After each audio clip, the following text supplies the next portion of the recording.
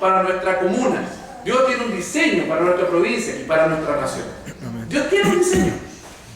Solo requerimos que nosotros nos humillemos delante del Señor. Pidamos sabiduría y conocer esos diseños. Esos misterios que no se le ha dado a conocer todavía a nadie y que están guardados para nosotros. En definitiva, el proceso de una nueva constitución fue un voladero de luces. Se lo digo con toda propiedad. ¿Para qué le sirvió a la iglesia? Para comenzar recién a aprender cómo ejercer influencia en esta área de gobierno. Los que participaron, perfecto. Ahora, ¿sirvió de mucho? Prácticamente no. Un focus group hubiese funcionado mejor. Al principio, uno de los principios inspiradores de este proceso constituyente era la exactitud. Había que terminar antes las reglas del juego. Se dijo que eran 10 personas. Al poco tiempo se bajaron a 5. Se dijo que había un plazo, luego se movió el plazo. Se dijo de que se iban a subir todas las actas, luego dije que no, que se podían subir solo algunas y que la parte de los otros no se iba a subir.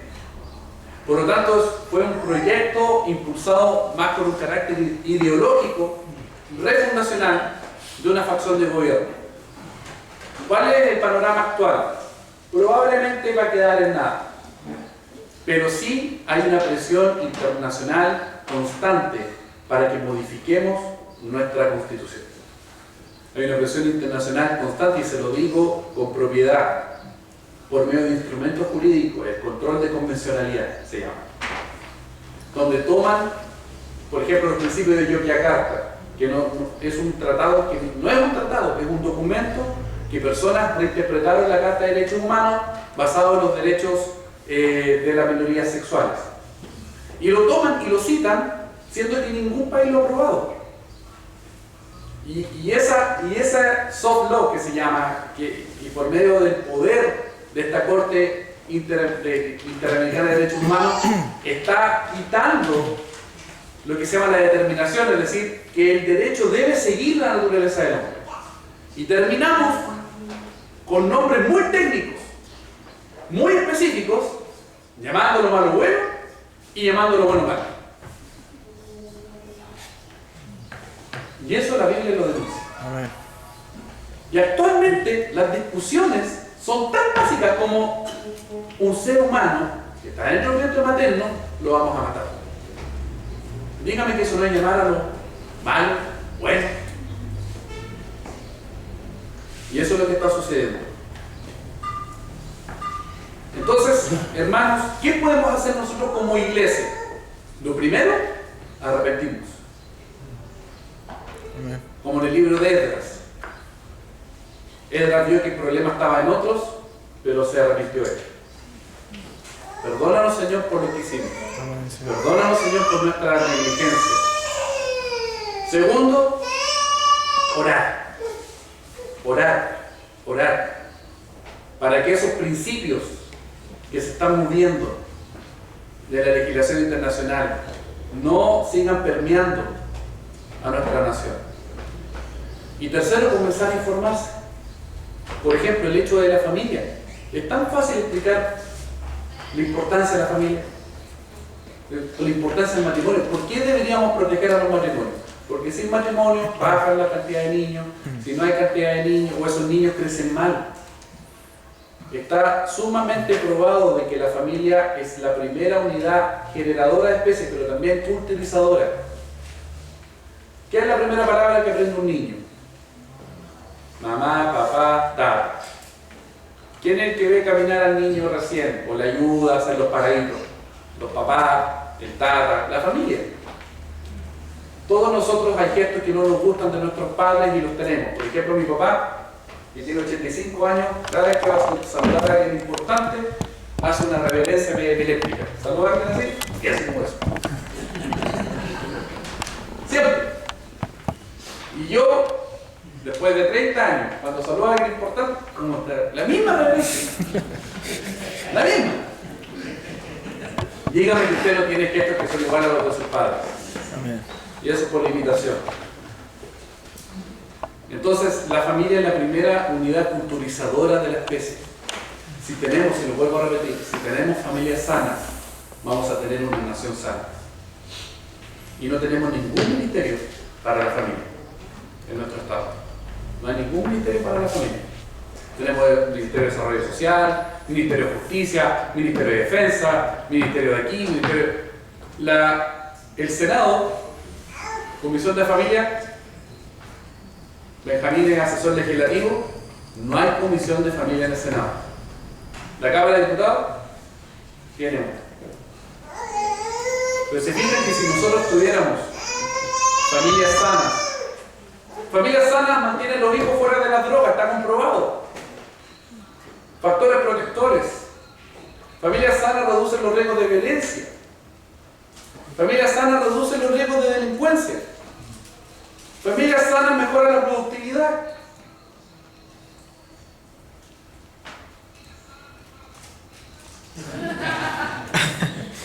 Deberíamos comenzar en nuestra posición a pedirle sabiduría, Señor. Comenzar a informarnos. Tenemos una oportunidad única, con esto termino. En nuestra región hubo un 75% de abstención en las votaciones del domingo. 75% de las personas no fueron a votar. Si nosotros tenemos la capacidad de comenzar a ser propositivos frente a un Estado que está en decadencia, podemos cambiar nuestra realidad. Amén. Amén. Amén. Y sería maravilloso que yo les diga, y yo pretendo, a mí me encantaría llegar a ser diputado, lo pretendo, porque es uno de los llamados que el Señor me ha dado, y quiero hacerlo, y quiero trabajar para hacerlo, pero nada de eso sirve si nosotros, la población, no entiende que es necesario. Nos sirve llegar para hacer una transformación socioespiritual en nuestra nación con un 20% de votaciones. Nos sirve. Necesitamos comenzar a orar y buscar la voluntad del Señor en esto. Buscar qué es lo que el Señor quiere para mi vida, qué es lo que el Señor quiere para mi nación. ¿Voy a dejar acaso que esto siga ocurriendo o voy a generar algún cambio? Tenemos cosas más urgentes que estar tratando de refundar nuestra Constitución. La Constitución, dejemos la voluntad, sirve para rato, se le pueden hacer modificaciones, por supuesto, el sistema electoral se puede modificar, por supuesto, el gasto electoral es sumamente amplio, hay gente que tiene propuestas, sí, pero las cosas fundamentales, porque nadie puede decidir su sistema electoral si está muerto. Ninguno de los niños que abortan podría elegirlo. Nadie puede elegir su sistema electoral tranquilo si tiene hambre, si un niño vive en el cename, si un niño no tiene una familia, si no tiene un papá. El 50% de nuestros hogares no hay solo un papá. O hay papá o hay mamá. Las heridas que nuestros adolescentes están teniendo actualmente son sumamente profundas. Si nosotros logramos generar familias sanas, podemos cambiar nuestra nación. Oremos por la familia. Desde ahí parte, Por último, y con esto termino. Supuestamente la relación política y la política se puede definir como una relación de mando y obediencia.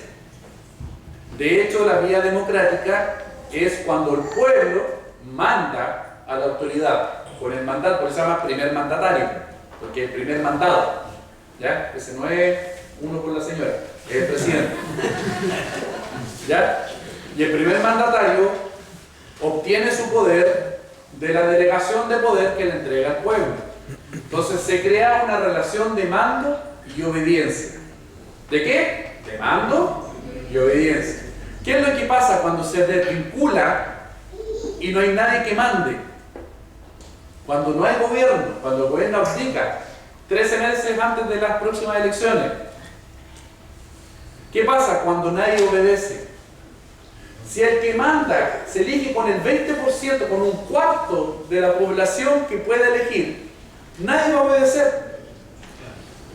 Y el que manda no va a poder mandar. Nosotros creemos en una revolución socioespiritual en esa área. Creemos que hay que cambiar esa relación de mando y obediencia por una relación de autoridad. La autoridad es dada por Dios. Amén.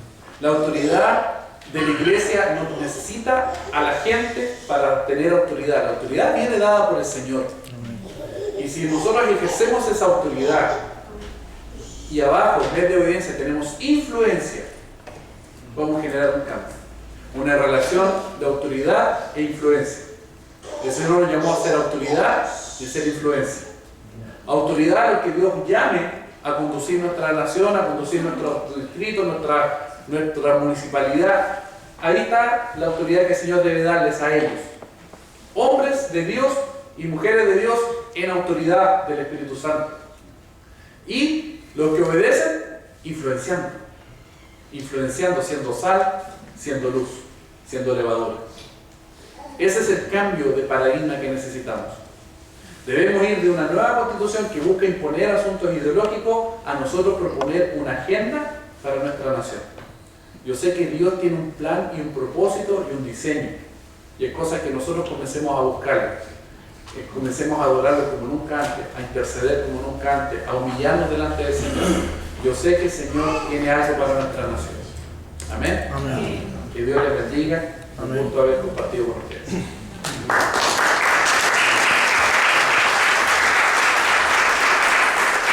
Bien, pues señora Maravilla, vamos a hacer 2 preguntas por fila, por favor.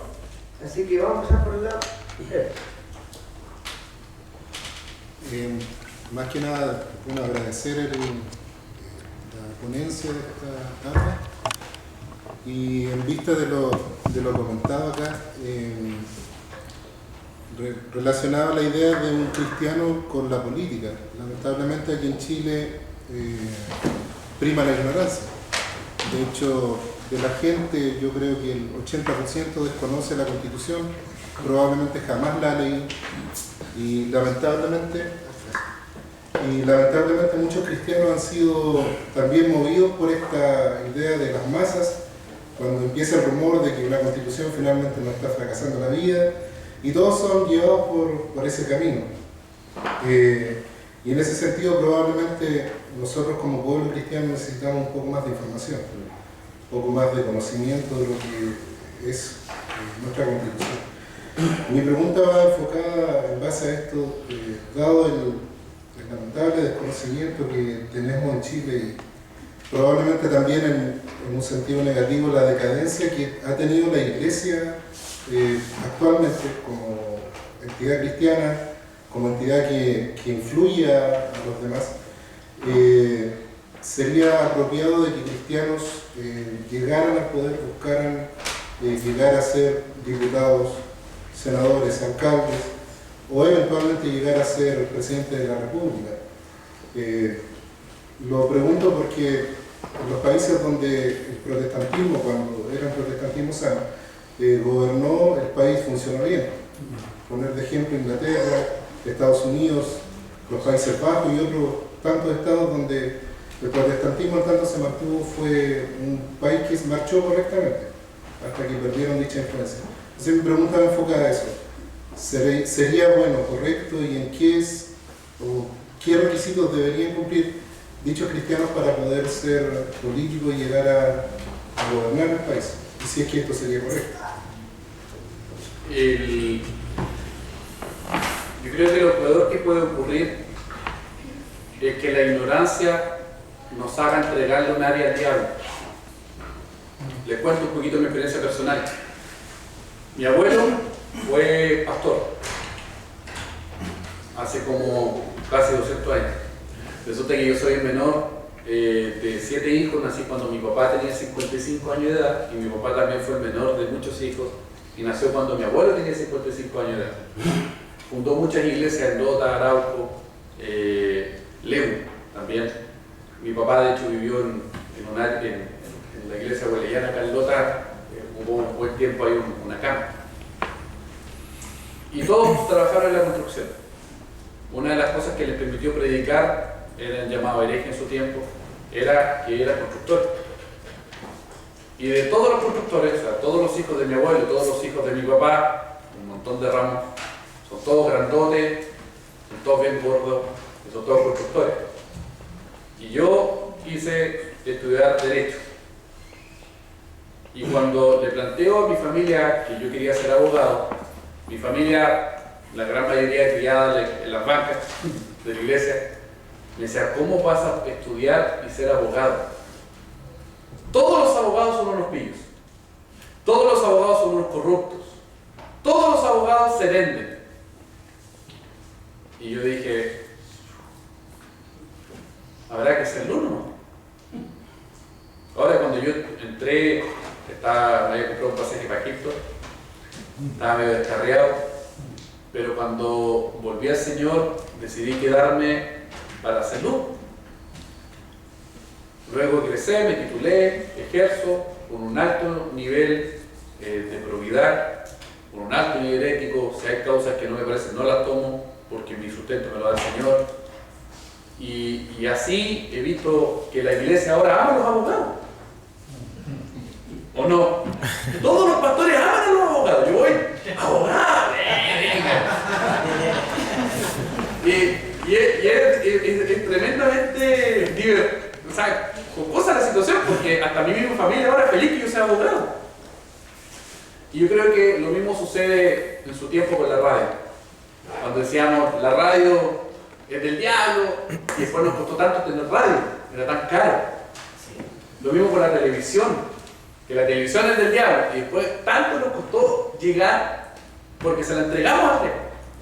Yo creo que la política es lo mismo. La política, como le digo, es esta relación de mando y obediencia. Si uno la entiende como autoridad del Señor, porque yo no necesito el poder temporal. Yo no necesito el poder temporal. De hecho, cuando los discípulos le dijeron a Jesús, ¿cuándo restaurará el reino de Israel? Él le dijo, no, ustedes no se preocupen por eso. Yo les daré poder cuando venga sobre ustedes el Espíritu Santo. Y ese es el poder. A mí lo que me mueve todos los días es la presencia del Espíritu Santo viviendo en mí. Y me pongo pentecostal. Pero eso es, yo no necesito poder del mundo. Yo tengo la autoridad del Señor. Amén. Pero si, y aquí vienen los requisitos, si yo soy un hombre, como dicen para ser diácono, hombre de una sola mujer, que mi familia se me sujete, que sea un hombre temeroso del Señor, me puedo hacer cargo de esas mesas de la sociedad y dejar a los pastores que hagan su labor de la predicación. Yo creo que el primer, y esto coincido plenamente con Benjamín, el primer requisito de alguien que quiere incursionar en la arena política es un llamado del Señor. Sí, amén, hay que verlo. Y tiene que ser un llamado del Señor confirmado. Amén. Y sujeto a pastor, respondiendo a pastor, y la comunidad de fe en la que uno está inserto, plantado, debe reconocer ese llamado, así como cuando mandamos a alguien a la China, es mandar a alguien a la arena política. Debe haber un llamado, sí o sí. Sí. Si no hay llamado, buenas intenciones nos van a durar poco. Y lo segundo, yo propongo los requisitos del diaconado, porque para mí esto es atender las mesas, es hacerse cargo de la necesidad de la sociedad, para que los ministros se dediquen a la predicación del Evangelio. Entonces, me faltaba decir no dado el vino, me cuesta esa parte. William Bott, para terminar, William Bott, que es el fundador del Ejército de Salvación, él dijo, lo peor que puede suceder es una iglesia sin el Espíritu Santo y una política sin Dios. Amén. Amén. Bien. ¿La segunda pregunta? Pastor.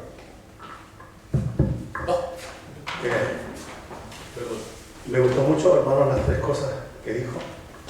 Creo que me quiero quedar con la primera. Arrepentimiento. Yo tuve la oportunidad, me gusta ser muy estudioso de las cosas. Y quizá voy a ir a un extremo. Yo estudié las dos comunas nuestras. Y estudié a cada candidato, con diarios, con información. No voto casi nunca. Rara vez he votado. Había dos candidatos, de la manera como yo lo había visto, la información que había ofrecido, que de alguna manera se acercaban más Claro. a nuestros principios. Lo dije en televisión un día sábado, que no votáramos por conciencia, votáramos por principio. Pero me parece raro algo, y aquí quiero llegar al punto primero que usted mencionó. A nuestra iglesia le falta arrepentimiento. A todos nosotros. Porque ¿cómo puede ser posible que una comuna, Lote Coronel, que se dice que somos la capital del Evangelio, tengamos hoy día en Lota un electo alcalde con todo el respeto que él se merece, con todos los derechos que tiene un ser humano para postular algo, que está más ligado justamente a la concertación? Entonces me da la sensación, hablaba hoy por la mañana con uno de los hermanos conversando, lamentablemente dentro de nuestras filas hay mucha gente que tiene la camiseta partidaria. Y ahí es donde la gente tiene que definirse. Usted mencionó antes algo acerca de definición. ¿Quién se acercaba más en todo lo que yo estudié a nuestras líneas cristianas? Que tenía más acercamiento era don Jaime Vázquez. En Coronel, por ejemplo, que se acercaba más a nuestras líneas cristianas, con alguna salvedad, con algunos detalles que yo tengo apuntados en mi informe que hice yo personal, era don Leonidas Romero. Entonces, me pregunto yo, porque yo soy parte de la iglesia, yo soy miembro del cuerpo de Cristo, me pregunto, ¿qué pasó con la iglesia? ¿Qué ocurrió en eso? Porque se supone que usted dijo algo antes, informado, que fue otra cosa que me interesó. Yo me tengo que informar quiénes se acercan más a mis principios. Porque en este momento no tenemos cultura cívica nosotros. Y eso tenemos que reconocerlo. Como iglesia cristiana no tenemos cultura cívica. Yo me recuerdo hace años atrás que la iglesia borleguiana, justamente en la central, vino el obispo, Héctor Espinosa, a compartir lo que era el asunto de lo cívico, la iglesia en la vida cívica. Algunos entendieron, yo todavía tengo esos apuntes que anoté en esos años. Yo voy a decir claramente, era un ignorante en eso, porque no puedo aquí decir que yo lo sabía todo, no, ignorante. Y a medida que ha pasado el tiempo he ido aprendiendo un poco de lo que es la cultura cívica. La iglesia metía la cultura. Pero eso me parece muy extraño. Insisto, dos cosas importantes de las tres que usted dijo: arrepentimiento e información. Porque de repente aparece desde abajo esa camiseta que está guardada, está reservada. Y lamentablemente a veces soy testigo de escuchar a personas que tienen inclinaciones partidistas que están dentro de nuestra iglesia. Cuando Josué le habla a sus hermanos es muy claro. Él dice tres cosas muy importantes. Si ustedes quieren servir a vuestros padres, a los dioses que sirvieron a vuestros padres, al otro lado río que es Egipto, vaya. Si quieren servir a los amorreos, cuya tierra habitamos, también pueden hacerlo, pero quiero que me escuchen a mí. Él dijo, yo en mi casa serviré a los amorreos. Estaba definido. Yo creo que por ahí podemos andar. Yo creo lo que usted dice. Y me estoy autoconvenciendo mucho más. De verdad. Yo era muy rígido en esa postura. Pero me he ido autoconvenciendo porque me he ido informando. Entonces, eso es lo que quería decir. Nos falta el arrepentimiento, la información. Nada.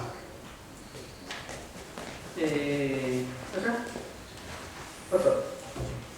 Quiero felicitar al expositor y agradecer al Señor también por su postura tan clara respecto al tema. Y lo otro es que quiero felicitarlo en el sentido de que el venir acá y darnos una panorámica que muchos de nosotros, usted repitió la palabra ignorancia, debemos con humildad reconocer que somos ignorantes en muchas cosas. De pastor a pastor, a veces los pastores nos creemos saberlas todas. Y nosotros debemos reconocer humildemente delante del Señor que el Señor nos mandó a pastorear.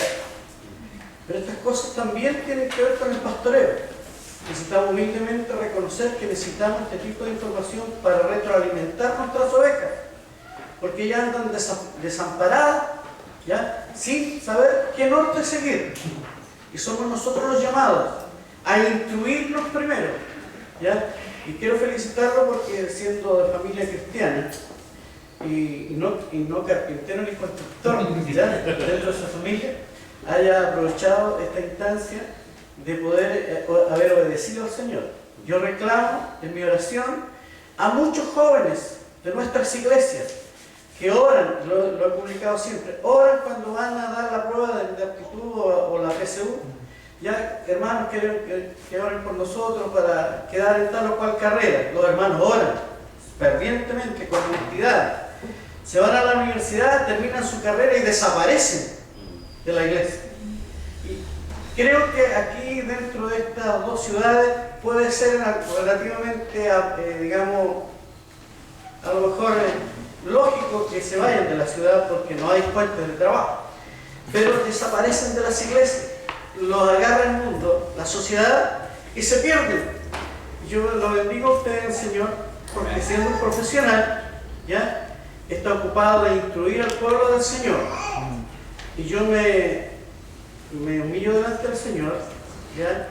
Y reconozco la elocuencia en esta área y yo la necesito. Ojalá muchos pastores pudiéramos estar en la tribuna escuchando estas ponencias para poder pensar en nuestras ovejas, que están más ignorantes que nosotros, pero es mi deber culturizar a nuestra gente. Y lo digo como pastor. Y quiero arrepentirme delante del Señor, y yo por eso doy gracias al Señor por esta ponencia. Y lo felicito. Bien, ¿otra pregunta, María? ¿Qué dijo? Hermano, que yo le bendiga. Mire, mi consulta y mi duda que viene hace mucho tiempo es el cómo se han aprobado estas leyes en horizontales inconstitucionales. Cómo van destruyendo tanto las familias y nuestra Constitución tanto la defiende. Entonces, bueno, yo estudié trabajo social, algo me han enseñado y poco y nada, pero como cristiana y como profesional también no me cabe en la mente qué es lo que está ocurriendo. Porque dudo de que sea tan solamente porque no hemos votado.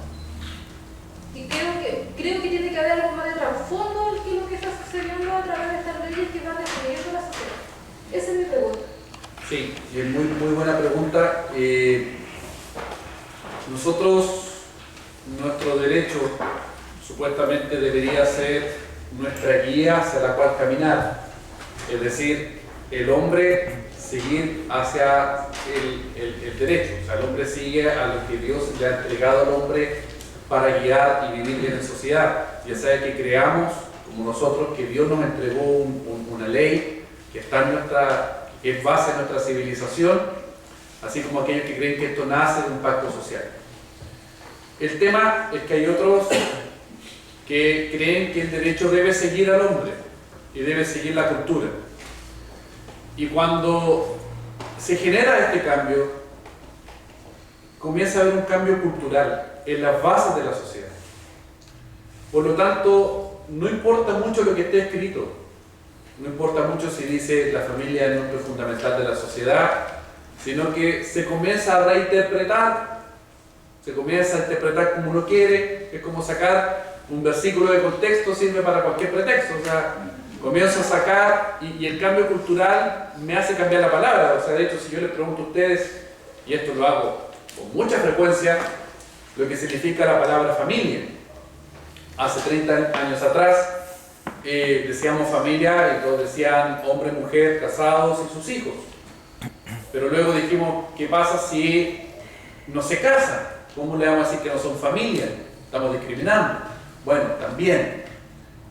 Después dijimos, ¿qué pasa si no hay papá o mamá, sino que murieron en un accidente, una vecina, madrina, lo crió? ¿Cómo no le vamos a decir de su unión tan preciosa familia? Y nosotros dijimos, wow, claro, igual es familia. Siendo que era una situación penosa, una situación tremendamente bonita, pero no hay una familia ahí, de acuerdo al concepto de familia. Después dijimos, ¿qué pasa si viene un niño y tiene su mascota? Porque ahora nosotros adoptamos la mascota. Uno no compra un perro, uno lo adopta. Porque y adoptar significa hacer parte de mi familia, de mi linaje. O sea, un perro, nosotros tenemos un perro que se llama Choque. El nombre se lo puso mi hija mayor. Es una cuestión chica que anda rodeando vueltas. Como un poodle, algo. Y supuestamente ese es mi linaje porque se adoptan. No, como a mí es un perro. Y dicen tenerse responsable y lo abrazan y es un perro. Y hermanos de la iglesia adoptando.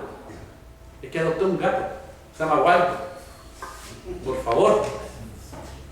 Y comenzamos a hacer este cambio de cultura. Y donde de repente aparece una película de Disney, donde aparece un experimento que se llama 625, que aparece una niña que no tiene padres, que vive con su hermana, con el pretendiente, un científico loco y un extraterrestre travesti, y se llama Lilo Stitch, y le dice, ojalá se te fue familia. ¿Ya? ¡Chuchu! ¡Soy tu mamá! ¡Café más de coco! Algo así, no. Y dice, que la familia nunca te abandona. O sea, esa es la familia. No hay padres. Entonces cambia la cultura, nos cambia la palabra, eso se llama deconstructivismo, viene de Gramsci en adelante. Y cuando nos cambian el significado de las palabras, todo se puede reinterpretar. Entonces, de hecho, la familia, no era necesario poner en la Constitución la familia que viene del matrimonio de un hombre y una mujer, porque se entendía en esos años que eso era la familia. Pero ahora no, es un tipo de familia. Tenemos familia nuclear, que es la mamá, papá, el matrimonio de sus hijos, o tradicional. Tenemos la familia monoparental, que hay o papá o mamá. Tenemos la familia, la agrupación unifamiliar, por ejemplo en Europa, que es una persona pero que también se considera familia. Y como se va desconstruyendo el concepto, mediante una gramática normativa, se pierde la esencia por el cambio cultural. Por eso yo les digo que nada nos sirve llegar al poder político sin tener autoridad y sin tener influencia. Es tarea de la iglesia comenzar a influenciar. Yo tengo la oportunidad de concurrir prácticamente todos los meses a dar alguna charla adolescente de algún liceo o colegio por un proyecto que tenemos con una ONG. Y yo les digo a los jóvenes, les digo, yo te pido perdón si en tu casa no hubo un papá. Te han criado excelente. Tu mamá que está ahí ha sido genial, tus abuelos, la persona que se preocupó de ti, yo me saco el sombrero, pero ese no era el diseño que Dios quería para ti. Eso no debió pasar. Lo que debió pasar es que tú debiste crecer con tu mamá y con tu papá, y los jóvenes lo entienden. Porque eso no es discriminación, es realidad. Muy bien, damos un fuerte aplauso por nuestro profesor. Gracias por estar con nosotros. Él tuvo la amabilidad en la primera vez que está con nosotros. Y bueno, el Señor está levantando hombres y mujeres en este tiempo, y tenemos también nosotros mucha esperanza en nuestra juventud, o en todas las iglesias. Vamos a pasar al segundo expositor. En honor al tiempo, así que voy a invitar acá a nuestro hermano Benjamín Lorca, como decía, asesor legislativo, creador de Gira por la Vida y director de Reforma. Así que con el tema aborto en 3 causales. Recibimos a nuestro hermano Benjamín.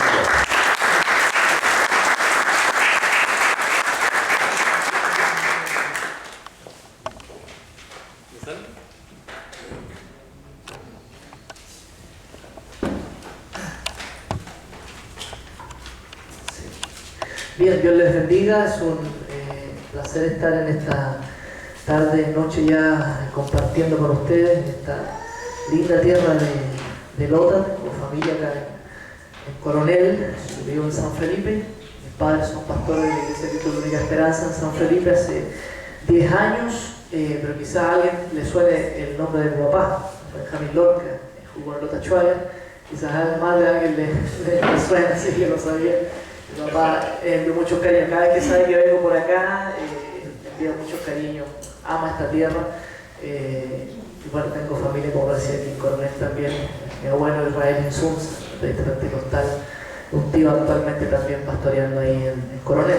Así que me alegro mucho de estar acá, un poco cansado, toda la noche, y desde las 6:30 llegamos, hemos estado en actividades, en reuniones varias, así que, pero muy contento también, muy desafiado cada vez que puedo estar frente a la iglesia de nuestro Señor. Es una responsabilidad, y así lo tomo, y espero también ser un aporte para las dudas que puedan ir resultando. El aborto, antes de pasar a hablar, quiero un poco contarles qué es lo que estamos haciendo. Bueno, soy fundador de la ONG Gira por la Vida. Esto lo hicimos en el año 2014, fue un fuerte llamado de parte de Dios antes de que fuera iniciado el trámite legislativo del proyecto de ley que regula la interrupción voluntaria del embarazo en 3 causales, o conocido también como ley de aborto terapéutico. El año 2014 iniciamos una gira de Copiapó hasta Puerto Montt con abogados y médicos, dando defensa de alguna manera, argumentos en contra de este proyecto de ley que iba a ser ingresado. Finalmente fue ingresado el día 31 de enero del año 2015, en el último plazo que se autoimpuso el Ejecutivo. ¿Se escucha bien? No. ¿Sí? ¿Sí? Estaba bien. Sí, sí, ahí sí. Sí, 2, 1, 2, 3. 1, 2, 2, 2, 1, 2, 3. 1, 2, sí, ahí sí, sí.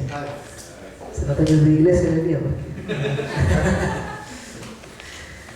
Bien, por lo tanto, ese año recorrimos el país con un fuerte llamado de parte de Dios, y lo recuerdo muy bien, de por qué tenemos siempre que ser reactivos, por qué no podemos ser propositivos, porque, y esto fue muy fuerte en un congreso en Santiago, donde un conocido expositor argentino planteaba cómo ellos recorrieron el país luego de haber sido aprobada la unión civil, si no recuerdo, en Argentina en el año 2014. Y viene fuerte el Espíritu Santo y habla a mi corazón de por qué siempre nosotros somos reactivos. Y ahí hicimos esta gira que realmente fue muy buena, y llegó, yo pierdo la línea lógica luego de cómo llegamos al Congreso, cómo entramos a ese lugar, pero terminando ese año 2014, en diciembre, Dios se me dio la oportunidad de entrar al Congreso, y de ahí nunca más salí de ese lugar. Desde el 2015 y 2016 ya como asesor legislativo en ese lugar. Hago esta declaración de principios, de intereses siempre, sin vinculación ni política ni económica. No pertenezco a ningún partido ni lo voy a hacer, los partidos convencionales, y tampoco tengo ninguna asociación, en el fondo nadie me paga. Trabajo ad honorem, que es la figura, como asesor legislativo tanto en la Cámara de Diputados como en el Senado, haciendo un seguimiento legislativo a los diferentes proyectos de ley que hoy día atentan o socavan contra nuestros principios y valores, que creemos también son principios y valores fundamentales. Eso ya desde el año 2015, todo el año 2015, y lo que va del año 2016, asistiendo a las comisiones, tomando contacto con equipos técnicos, como lo es el Centro de Estudios Civiles en Concepción, la Red de Abogados Cristianos de Chile, Advocate, Centro de Estudios Economos en Santiago, y varios otros más equipos que trabajan técnicamente para poder dar argumentos desde una cosmovisión bíblica, pero también argumentos científicos, argumentos jurídicos, etc. Eso es lo que estamos haciendo desde el año 2015, el año 2016, haciendo un seguimiento en lo que es el proyecto de ley de aborto, como lo decíamos, el proyecto de ley de identidad de género, el proyecto de ley que reconoce, que de garantías de derechos de la infancia. También hace poco tiempo fue ingresado el proyecto de ley que otorga o incorpora, más bien dicho, a los objetivos de la educación parvularia la identidad de género. Y eso fue hace poco ingresado en julio 19, si no me equivoco. Recuerdo haber hablado con la ministra del piano, haberle consultado por aquel proyecto, y recuerdo muy bien que me dijo que no sabía de qué proyecto le estaba hablando.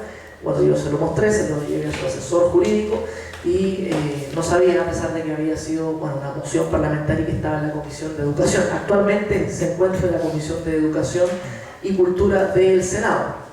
Ya eso es lo que, así muy a grandes rasgos, hacemos en el Congreso Nacional, y hoy también estamos dirigiendo una plataforma denominada Reforma Chile, que principalmente buscamos una transformación socioespiritual motivada o situada, cimentada en los principios bíblicos del reino de Dios, en el área de gobierno. Creemos que hemos estado ausentes en esto por los últimos 100 años.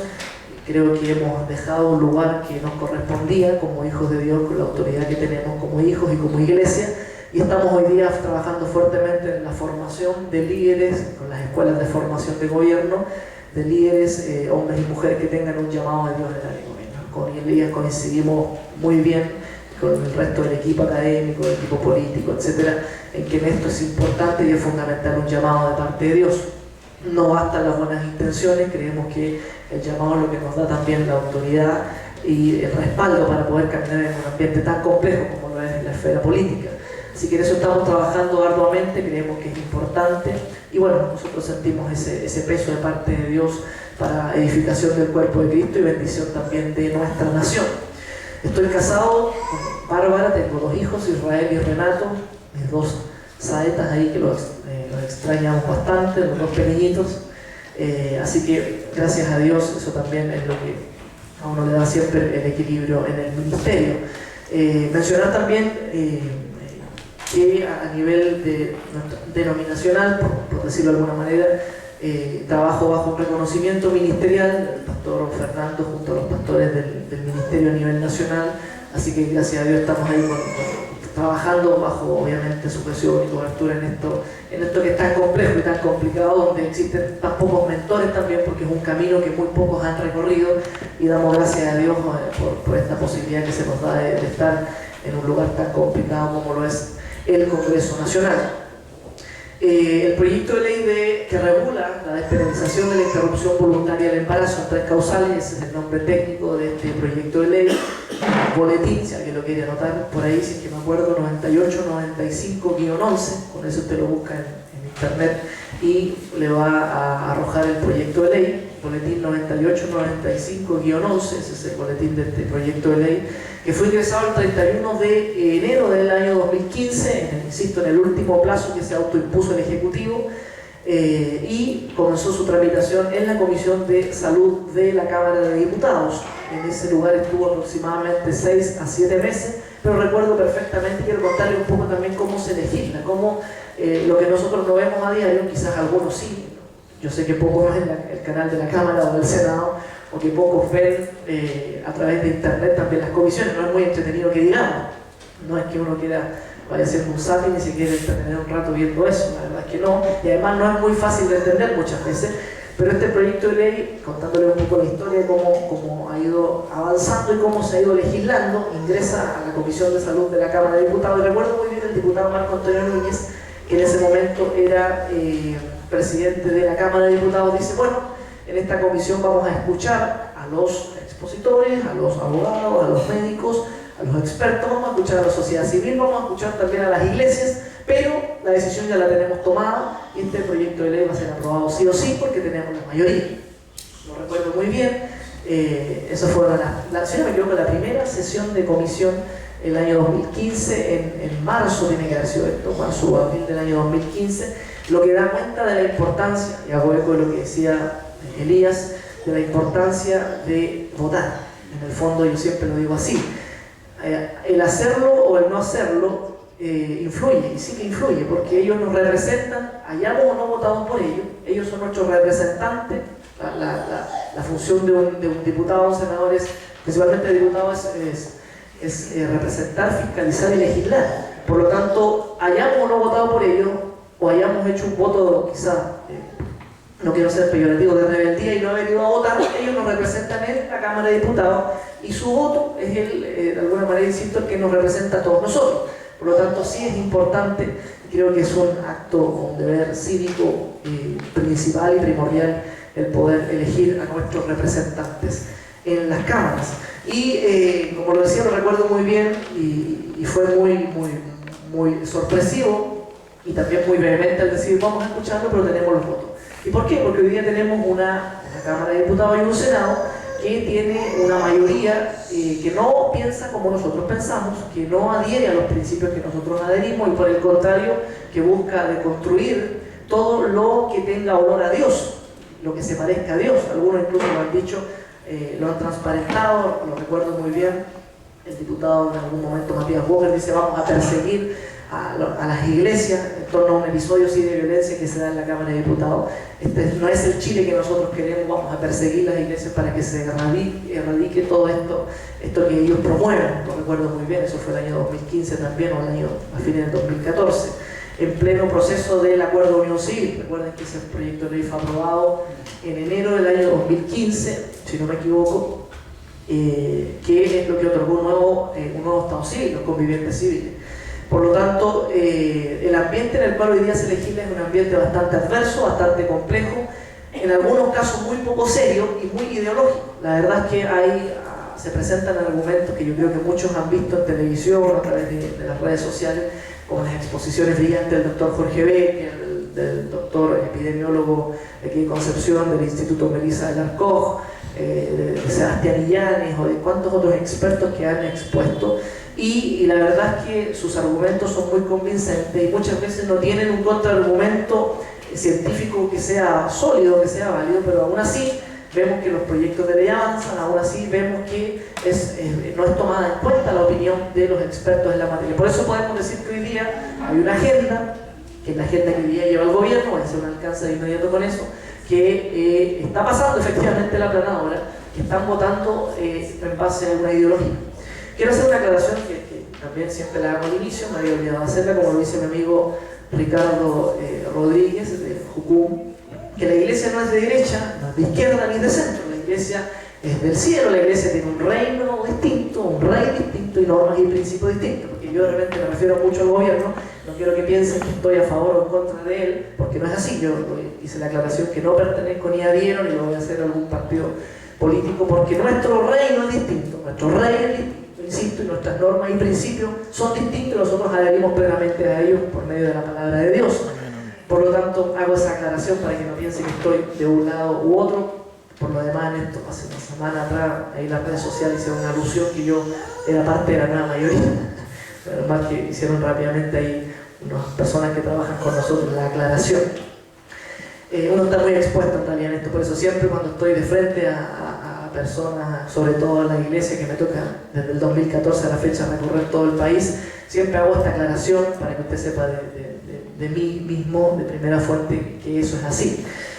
Por lo tanto, este proceso en la Cámara de Diputados, la Comisión de Salud, tuvo su culmine después de 6 meses o 7 meses de exposiciones donde se escucharon, y finalmente la votación fue 13 votos contra 5. Esa es la tendencia, 8 votos contra 5.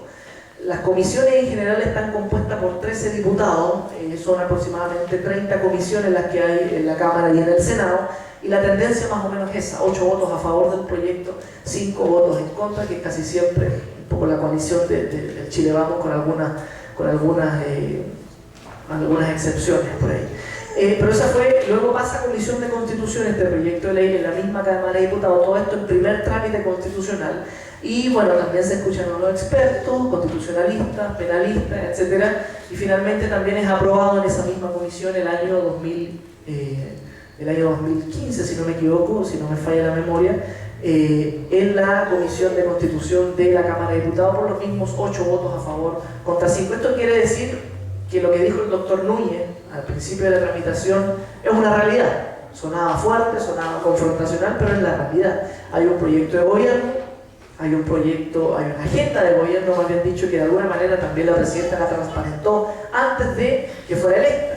Por lo tanto, es la agenda que ella transparentó y que ella, con todas sus letras, dijo, la que hoy día se está cumpliendo, y que a pesar de los argumentos, convincentes o no, tanto jurídicos como científicos, hoy día se está llevando adelante y se está avanzando sí o sí. Muchos me han preguntado constantemente si este proyecto de ley se va a aprobar o no, y la respuesta siempre es la misma.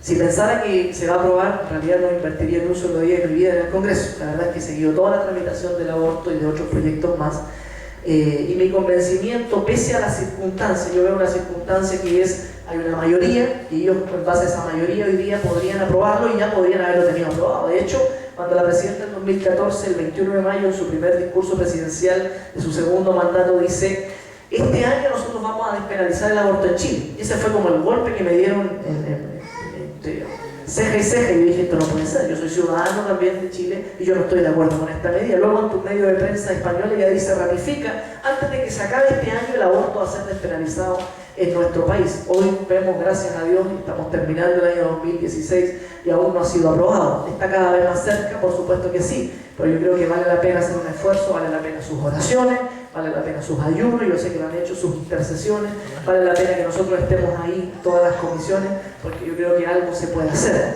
De lo contrario, insisto, no estaría más que perdiendo, invirtiendo cada día de mis semanas en ese lugar que además es muy cansador. Y esa es mi respuesta. Este proyecto podría haber sido aprobado desde un inicio, la verdad de las cosas, porque tenían los votos y tienen los votos aún para ser aprobados desde un inicio, pese a que quizás tiene aviso de inconstitucionalidad. De hecho se piensa recurrir al Tribunal Constitucional, pero aún así tienen los votos para aprobarlo.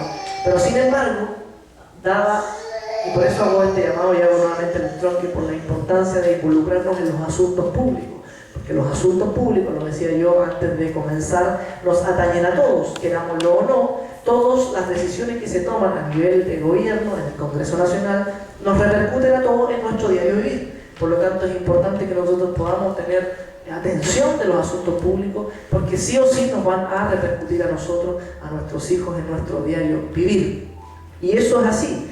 Y este proyecto de ley, dada una intervención, dado el trabajo, dadas las intercesiones y la oración, ha sido retrasado. Yo lo sé que es así. De hecho, los organismos internacionales y los grupos pro aborto de aquí en Chile, Miles Chile, APROFA, la Fundación Humanas, entre otros, están bastante preocupados porque ven que ya queda muy poco y el último plazo, de alguna manera, iba a decir entre nos, pero ya no es entre nos porque creo que estamos saliendo al aire también, que se piensa en la interna del gobierno, es el 21 de mayo del 2017. En el último discurso presidencial se pretende que sea aprobado este proyecto de ley, o sea, pueda declarar la presidenta que este proyecto de ley ya es una ley de la República. Eso es como el último plazo que se han autoimpuesto, ya que el próximo año es solamente elecciones. El último año es muy complicado llevar a cabo una agenda que se han propuesto, ya que tienen que estar mirando las elecciones, sobre todo con este tremendo golpe que se dio el día de ayer en las municipales. Por lo tanto, este proyecto está hoy día, luego de ser aprobado en la Comisión de Constitución, tuvo su paso por Hacienda, y en Hacienda luego se votó en general y en particular en la